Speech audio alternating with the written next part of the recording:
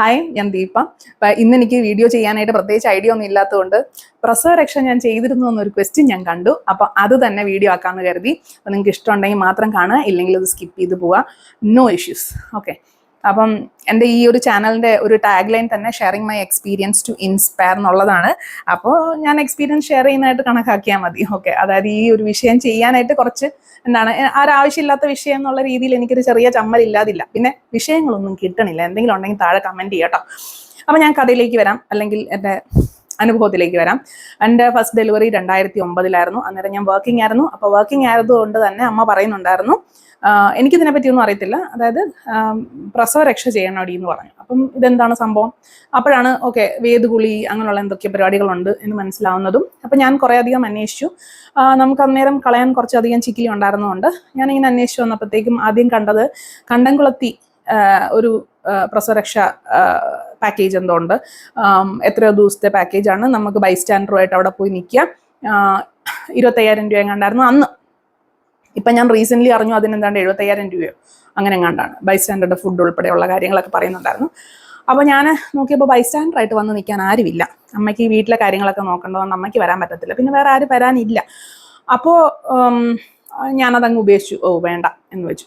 അത് കഴിഞ്ഞ് പിന്നെ അടുത്തുള്ളൊരു സേവയിൽ പോയിട്ട് ഇങ്ങനെ പ്രസവരക്ഷ ചെയ്യുന്ന ആൾക്കാരുണ്ടല്ലോ, അവർക്ക് ഞാൻ ബുക്ക് ചെയ്തു.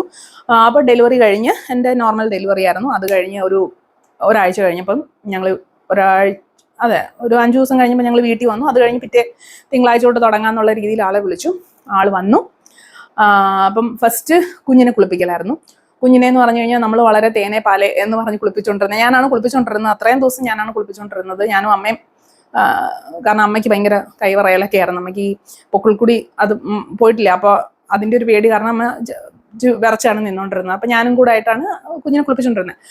അപ്പോൾ ഇവർ വന്നു കഴിഞ്ഞപ്പോഴത്തേക്കും ആദ്യം എന്താണ് മഞ്ഞൾ, നല്ല തരിയുള്ളൊരു മഞ്ഞളും, കസ്തൂരി മഞ്ഞളാന്ന് തോന്നുന്നു, മഞ്ഞളും വെളിച്ചെണ്ണയും കൂടെ ചാലിച്ചേച്ച് ദേഹം മൊത്തം തേച്ച് പിടിപ്പിച്ചു. അതോടെ കൊച്ചങ്ങോട്ട് വലിയ വായിലേ നിലവിളിക്കാൻ തുടങ്ങി. എന്നിട്ട് പിന്നെ അത് തേച്ച് പിടിപ്പിച്ച് കുറേ നേരം അങ്ങനെ തന്നെ നിന്നിട്ട് പിന്നെയാണ് അതിനെ കുളിപ്പിക്കുന്നത്. അപ്പോൾ ആ കുളിപ്പിക്കുന്നതൊക്കെ കണ്ടു കഴിഞ്ഞാൽ കൊച്ചില്ലാണ്ടായിപ്പോ, കുളിപ്പിച്ച് കൊച്ചില്ലാണ്ടായി പോകുന്നൊരവസ്ഥയായിരുന്നു. അപ്പോൾ അത് കണ്ടപ്പോഴേ ഞാൻ പേടിച്ചത്, എന്തുവാ ഈ കാണിക്കുന്നതെന്നായിപ്പോയി.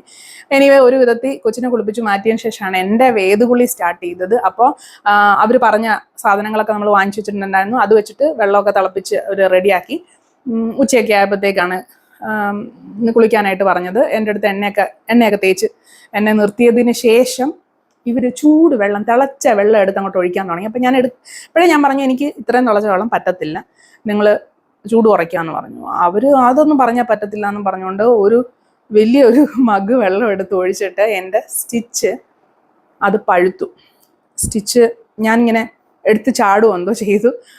എനിവേ ഞാൻ അന്നേടെ ഇവരോട് ഇറങ്ങിപ്പോകാൻ പറഞ്ഞു. അതായത് 2 മഗ് വെള്ളമേ ഒഴിച്ചുള്ളൂ. അതുകൊണ്ട് ഞാൻ പറഞ്ഞു, നിങ്ങൾ ഇറങ്ങിപ്പോയിക്കോളാൻ പറഞ്ഞു. അവരെ ഞാൻ ദേഷ്യപ്പെട്ട് ഇറക്കിപ്പിച്ചു. എന്നിട്ട് ഞാൻ പിന്നെ അതിനകത്ത് അല്ലാണ്ട് ഒന്ന് തണുത്തതിന് ശേഷം വെള്ളം മിക്സ് ചെയ്തു. അങ്ങനെ കണ്ടാ ഞാനന്ന് കുളിച്ചത്. പിറ്റേന്ന് തൊട്ട് ഞാൻ അവരോട് വരണ്ടെന്ന് പറഞ്ഞു.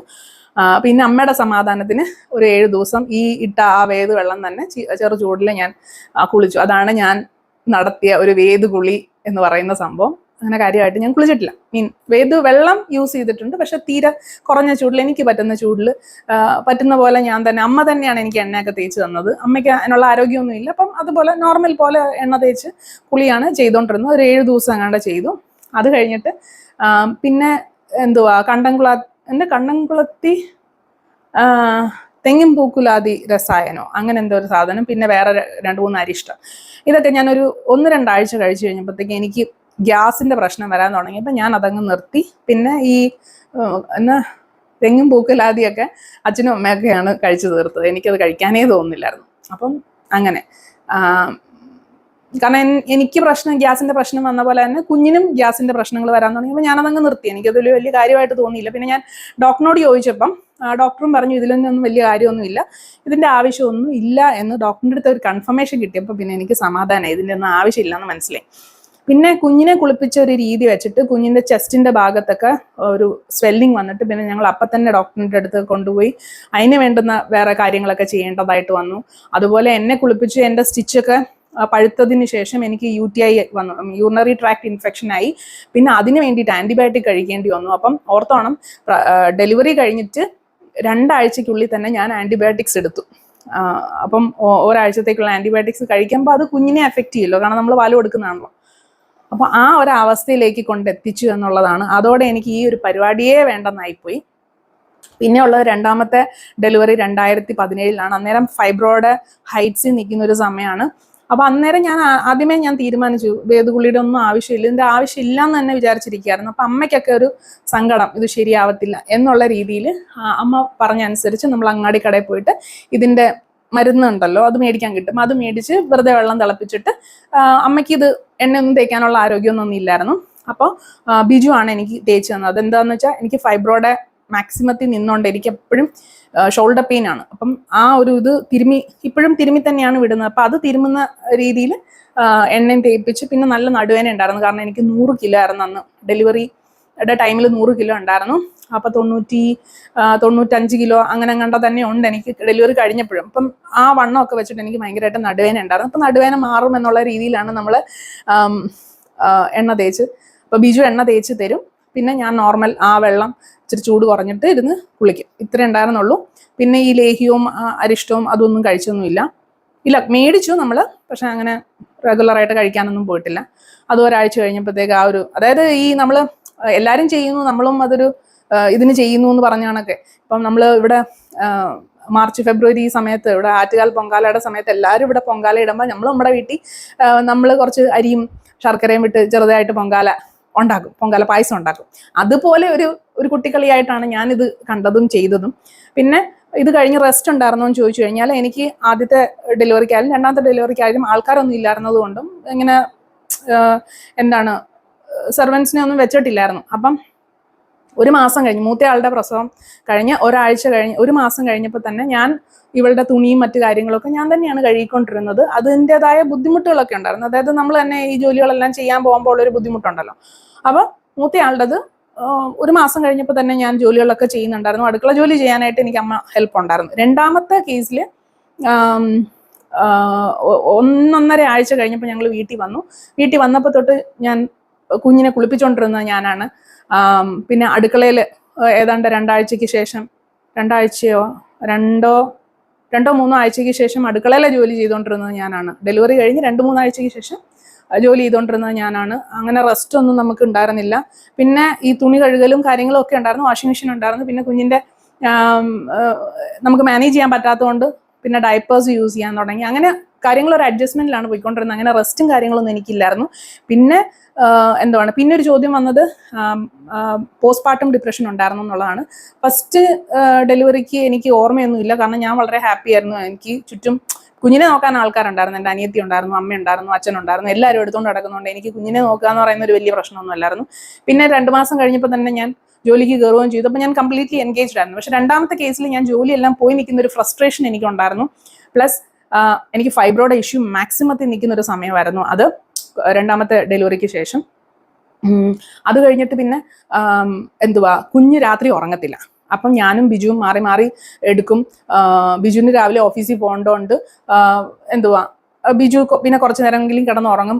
അപ്പം നമ്മൾ ഓൾമോസ്റ്റ് സിമിലർ ആയിട്ട് തന്നെ നമ്മൾ നിന്നു. പക്ഷെ എനിക്ക് ഇപ്പോൾ പാലൊക്കെ കൊടുക്കാനാണെങ്കിലും ഫൈബ്രോയുടെ ഇഷ്യൂ കാരണം ഒരാൾ എടുത്ത് തന്ന് മാത്രമേ നമുക്ക് കുഞ്ഞിന് പാൽ കൊടുക്കാൻ പറ്റത്തുള്ളൂ. ആ അവസ്ഥയിലൊക്കെ ആയിരുന്നു. അപ്പൊ അതിന്റെ വേദനയുടെ ഫ്രസ്ട്രേഷൻ ഒന്ന്. പിന്നെ രാവിലെ എന്തൊക്കെ സംഭവിച്ചു കഴിഞ്ഞാലും മൂത്തയാളെ സ്കൂളിൽ വിടണമല്ലോ. അപ്പൊ അതിന് വേണ്ടിയിട്ട് അടുക്കളയിൽ കയറണം. അപ്പൊ ഇവരൊക്കെ പോയി കഴിഞ്ഞാൽ പിന്നെ കുഞ്ഞുമായിട്ട് ഇരിക്കാനേ പറ്റത്തുള്ളൂ, അടുക്കള ജോലി ചെയ്യാൻ പറ്റത്തില്ല എന്നുള്ളതുകൊണ്ട് രാവിലെ തന്നെ ജോലി തീർക്കണം. അപ്പൊ അടുക്കളയിലെ ജോലിയുടെ പ്രഷർ, കൊച്ചിനെ സ്കൂളിൽ വിടണം, കൊച്ചിന്റെ പരീക്ഷ, പിന്നെ ഇതിനെ നോക്കിക്കൊണ്ടിരിക്കണം, രണ്ടാമത്തെ നോക്കിക്കൊണ്ടിരിക്കണം. പിന്നെ എനിക്ക് തന്നെ ഒരു ഫ്രസ്ട്രേഷൻ, അതായത് എൻ്റെ ജോലി പോയി, ഇനി ഞാൻ ഇങ്ങനെ തന്നെ ആയി പോവോ, എനിക്ക് വേറെ ജോലി കിട്ടത്തില്ലയോ, ഞാൻ ഇനി എന്ത് ചെയ്യും. അപ്പൊ അങ്ങനെയൊക്കെയുള്ള ഫുൾ ഫ്രസ്ട്രേഷനിൽ ഇരുന്നുകൊണ്ട് അന്നേരമൊക്കെ പിന്നെ പ്രഷറും ഭയങ്കര കൂടുതലായിരുന്നു. അതുകൊണ്ട് ഞാൻ ഈ സാധനങ്ങൾ വലിച്ചെറിയുക, പ്രാകുക, വഴക്കുണ്ടാക്കുക, ദേഷ്യപ്പെടുക, എല്ലാവരോടും തട്ടിക്കയറുക, അങ്ങനത്തെ കുറെ കലാപരിപാടികളൊക്കെ ആ ടൈമിലുണ്ടായിരുന്നു. ആദ്യത്തെ ഒരു 2-3 മാസത്തേക്ക് ഉണ്ടായിരുന്നു. അത് കഴിഞ്ഞ് പിന്നെ ഞാൻ പെട്ടെന്ന് തന്നെ സമനില വീണ്ടെടുത്ത് ഇനി ഇങ്ങനെ ഇരുന്നാൽ പറ്റത്തില്ല, കൊച്ചൊരു 6 മാസം ആകുമ്പോഴത്തേക്ക് എല്ലാ കാര്യങ്ങളും റെഡിയാക്കണം എന്നുള്ള രീതിയിൽ പ്ലാനിങ് സ്റ്റാർട്ട് ചെയ്തിട്ട് കൊച്ചിനൊരു 6 മന്ത്സ് ആയപ്പോൾ തന്നെ ഞാൻ ഇഷാന കിഡ്സിന്റെ പ്രാരംഭ നടപടികളിലേക്ക് കടന്നതുകൊണ്ട് ഫോക്കസ് മാറി. കുറച്ചൊക്കെ ഒന്ന് കാര്യങ്ങൾ പോയി. അതൊരു പോസ്റ്റ്മോർട്ടം ഡിപ്രഷൻ ആയിരുന്നു എന്ന് എനിക്ക് തോന്നുന്നില്ല, ഒരു ഫ്രസ്ട്രേഷൻ മോഡായിരുന്നു. കാരണം ഞാൻ ഒരിക്കൽ പോലും ചുമ്മാ ഇരുന്നിട്ടില്ല. അപ്പം ഈ ഡെലിവറിയുടെ സമയത്ത് എനിക്ക് ഫുൾ ബെഡ് റെസ്റ്റ് പറഞ്ഞിരുന്നതുകൊണ്ട് ഞാൻ ഓൾമോസ്റ്റ് ഒരു 6 months കഴിഞ്ഞപ്പോൾ തൊട്ട് ഞാൻ ഏതാണ്ടൊരു മിണ്ടാതിരിക്കുന്ന, അല്ലെങ്കിൽ എവിടെയെങ്കിലും ഒരു കസേരയിൽ ഇരിക്കുന്ന ഒരു അവസ്ഥയിൽ, ഫുള്ള് സിനിമ കണ്ട് സമയം കളയുന്ന ഒരു അവസ്ഥയിലായിരുന്നു. സീരിയലൊക്കെ കണ്ടുകൊണ്ടിരിക്കുന്ന ഒരു കാലഘട്ടത്തിലാണ് സീരിയൽസ് ഒക്കെ കാണുന്നത്. പിന്നെ ഇപ്പോഴും ഒന്നും കാണാറില്ല. അപ്പം ഞാൻ അങ്ങനെ ചുമ്മാ ഇരിക്കുന്ന ഒരാളല്ലാത്തതുകൊണ്ട് എനിക്കിതൊരു അക്സെപ്റ്റ് ചെയ്യാൻ പറ്റുന്നില്ലായിരുന്നു. കൊച്ചിനെ നോക്കി ഇനിയും വർഷങ്ങൾ തള്ളി നീക്കണം, അത് അക്സെപ്റ്റ് ചെയ്യാൻ പറ്റാത്തൊരു ഫ്രസ്ട്രേഷൻ, ഒരു കോൺഫ്ലിക്ട്സ് ഒക്കെ അന്നേരം ഉണ്ടായിരുന്നു. അതിൻ്റെതായ പ്രശ്നങ്ങൾ ഉണ്ടായിരുന്നു എന്നുള്ള, അല്ലാതെ ഒരു പോസ്റ്റ്മോർട്ടം ഡിപ്രഷൻ എനിക്ക് അത്രയ്ക്ക് ഉണ്ടായിരുന്നോ എന്ന് ചോദിച്ചു കഴിഞ്ഞാൽ ഇല്ല എന്ന് തന്നെയാണ് എൻ്റെ ഒരു ഓർമ്മ. പിന്നെ കമ്മിങ് ബാക്ക്, നമ്മളിപ്പം ഈ പ്രസവരക്ഷയുടെ കാര്യം ചോദിക്കുവാണെങ്കിൽ എനിക്ക് പറയാനുള്ളത്, എനിക്ക് അതിനോട് വലിയ താല്പര്യമൊന്നുമില്ല. കാരണം അത് നമുക്കത് മനസ്സിലാവുന്ന എപ്പോഴാണ്? നമ്മുടെ അമ്മ പറയുമ്പോഴാണ്. നമ്മുടെ അമ്മയ്ക്ക് എങ്ങനെയാ? നമ്മുടെ അമ്മയുടെ അമ്മ പറയുമ്പോഴാണ്. അപ്പൊ ഇങ്ങനെ തലമുറ തോറും കൈമാറി വന്നൊരു കാര്യമാണ്. അല്ലാതെ ഇത് നമ്മുടെ ഡോക്ടേഴ്സ് പോലും പറയാത്ത ഒരു കാര്യം, അല്ലെങ്കിൽ ഫോറിനേഴ്സ് ഒന്നും ഫോളോ ചെയ്യുന്നേ ഇല്ല. അപ്പം ഒരു കാര്യം അങ്ങനെ തന്നെ ഫോളോ ചെയ്യണമെന്നുണ്ടെങ്കിൽ അതൊരു യൂണിവേഴ്സൽ സംഭവം ആണെങ്കിൽ പോട്ടെ എന്ന് വെക്കാം. ഇത് അങ്ങനെ ഒരു രീതിയിൽ നമുക്ക് ഫോളോ ചെയ്യാൻ പറ്റത്തില്ല. അല്ലെങ്കിൽ ഇത് ഫോളോ ചെയ്യണമെങ്കിൽ തന്നെ ആളും പൈസയൊക്കെ ഉള്ള ആൾക്കാർക്ക് ചെയ്യാൻ പറ്റും. ഇപ്പൊ തീരെ പാവങ്ങളാണ്, അവർ എങ്ങനെയായിരിക്കും ഇത് ഫോളോ ചെയ്യുന്നത്? അത് ബുദ്ധിമുട്ടാണ്. അല്ലെങ്കിൽ ജോലിക്ക് പോകുന്ന ആൾക്കാർ ഇത് എല്ലാം ചെയ്യുന്നുണ്ടോ? ബുദ്ധിമുട്ടായിരിക്കും. അപ്പം ഞാൻ നോക്കിയിട്ട് ഇതൊരു മാൻഡേറ്ററി സംഭവമൊന്നുമല്ല. ഒത്തിരി ആചാരങ്ങൾ നമ്മൾ പണ്ടോട്ടേ പാലിച്ചു പോകുന്ന കുറേയധികം കാര്യങ്ങളുണ്ട്. അതിന്റെ കൂട്ടത്തിൽ പെടുന്ന ഒരു സാധനം തന്നെയാണിത്. അപ്പോൾ എൻ്റെ ഒരു മെന്റാലിറ്റിയാണ് പറഞ്ഞത്. ഒത്തിരി ഡിഫറെൻറ്റ് ഒപ്പീനിയൻ ഉണ്ടാവും. നിങ്ങൾക്ക് വേണമെങ്കിൽ നിങ്ങൾ ചെയ്തോളുക. പക്ഷെ എൻ്റെ ഒരു ഒപ്പീനിയൻ എൻ്റെ ഒരു ചാനലിലൂടെ ഞാൻ പറയുന്ന കാര്യം, എനിക്കിതിനോട് വലിയ താല്പര്യമില്ല. ഇനി ആരെങ്കിലും ചെയ്യാൻ പോവുകയാണെങ്കിൽ ഞാൻ പറയും ഇതിൻ്റെ എന്താണ് ഇതിനകത്ത് ഒരു സയൻറ്റിഫിക് ആയിട്ടുള്ള കാര്യം. അൾട്ടിമേറ്റ്ലി എല്ലാ കാര്യത്തിലും, ഇപ്പം മോഡേൺ മെഡിസിൻ ആയാലും, ഇപ്പം ഈ പണ്ട് തൊട്ടേ പാരമ്പര്യമായിട്ട് നോക്കുന്ന ഈ കാര്യത്തിലായാലും ഇവർ ഉദ്ദേശിക്കുന്ന കാര്യം എന്തുവാ? അമ്മയ്ക്കും കുഞ്ഞിനും കംപ്ലീറ്റ് ആയിട്ട് റെസ്റ്റും കെയറും മാത്രമാണ്. അപ്പം നമ്മൾ കംപ്ലീറ്റ് ആയിട്ട് നമുക്ക് റെസ്റ്റ് വേണം, മെന്റൽ ആൻഡ് ഫിസിക്കൽ റെസ്റ്റ് വേണം. അത് പണ്ട് ഇങ്ങനെ ചെയ്യാനുള്ളൊരു കാരണം മേ ബി സ്ത്രീകൾക്ക് കൂടുതലും എപ്പോഴും ജോലിയാണ്. അപ്പോൾ ഈ പ്രസവം കഴിഞ്ഞ് കിടക്കുമ്പോഴെങ്കിലും ഒന്ന് റെസ്റ്റ് കിട്ടിക്കോട്ടെ എന്ന് വിചാരിച്ച് കൊണ്ടുവന്ന കുറേ സംഭവങ്ങളായിരിക്കാം. അപ്പം ഞാൻ ആ ഒരു രീതിയിലാണ് ഇതിനെ കാണുന്നത്. നമുക്ക് കംപ്ലീറ്റ് റെസ്റ്റ് വേണം, ഹെൽത്തി ഫുഡ് കഴിക്കണം, സപ്ലിമെന്റ്സ് എക്സ്ട്രാ വേണമെങ്കിൽ അതെടുക്കുക. ഇതൊക്കെയാണ് മാക്സിമം ചെയ്യാവുന്നത്. പിന്നെ കുഞ്ഞുമായിട്ട് സന്തോഷമായിട്ടിരിക്കുക. ഇതിനിടയ്ക്ക് ഈ ഒരു ട്രോമ, ഈ തിളച്ച വെള്ളത്തിൻ്റെ ഒരു ട്രോമയുടെ ഒക്കെ ആവശ്യമുണ്ടോ എന്നുള്ളത് ചിന്തിക്കേണ്ട കാര്യമാണ്, ചിന്തിക്കേണ്ടിയിരിക്കുന്നു. അത്രയേ ഉള്ളൂ. അടുത്ത വീഡിയോ നമുക്ക്